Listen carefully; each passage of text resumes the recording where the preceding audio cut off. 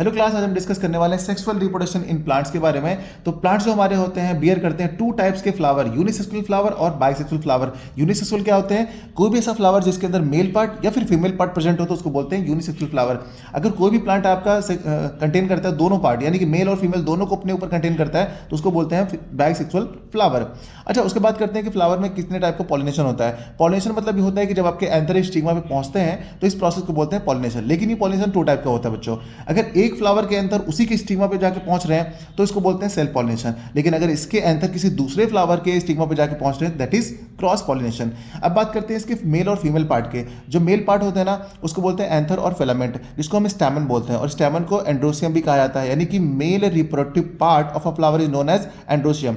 और जो फीमेल वाला पार्ट होता है वो होता है स्टिग्मा स्टाइल ओवरी, इसको हम कार्पेल और पिस्टल बोलते हैं। यानी कि फीमेल का जो रिप्रोडक्टिव पार्ट होता है ना, उसको हम गाइनोशियम बोलते हैं। ठीक है, तो ये रहा अपना लेबलिंग ऑफ फंक्शन। बात करते हैं कि इसके जो फ्लावर के ये पेटल्स होते हैं ये कलरफुल क्यों होते हैं। ये जो पंखुड़ियाँ होती हैं फ्लावर की रंगीन क्यों होती हैं बच्चों? ये क्या करती हैं, फ्लावर को जो कलरफुल पार्ट मिला हुआ है ना, इसका मतलब ये कि इंसेक्ट को अट्रैक्ट करती हैं। इंसेक्ट आते हैं तो इंसेक्ट के थ्रू इसमें पॉलिनेशन बहुत ज़्यादा से ज़्यादा हो और अच्छे से ये क्या रिप्रोडक्शन कर पाएँ, इस तरीके से। इसीलिए इनकी जो पेटल्स होती है ना वो कलरफुल्स होती हैं। अब बात करते हैं नीचे यूएस वाले पार्ट को, तो इसको बोलते हैं सेपल्स, इसको थैलेमस, और ये अपना पेडेंकल होता है। ये हो गई पूरी कंप्लीट लेबलिंग। अगर बात करें इसे फंक्शन की तो किस तरीके से ये फंक्शन परफॉर्म करते हैं, देखिए यहाँ पर अगर हम बात करते हैं कि एंथर जब पहुंचता है स्टिग्मा पे, तो स्टिग्मा पे पहुंचने के बाद क्या होता है, यहाँ पर जो एंथर है ना वो फट जाता है, उसके अंदर से निकलते हैं पॉलन ग्रेन्स। पॉलन ग्रेन्स यहाँ से जब वाटर और शुगर को एब्जॉर्ब करते हैं तो उसके बाद यहाँ से एक ट्यूब जनरेट होने लगती है, जिस ट्यूब को हम बोलते हैं पॉलन ट्यूब। और ये ट्यूब क्या करती है, अब जो मेल गैमेट होता है ना उसको लेकर जाती है और ओव्यूल के अंदर एंट्री कराती है। ओव्यूल के अंदर रहते हैं आपके एग्स,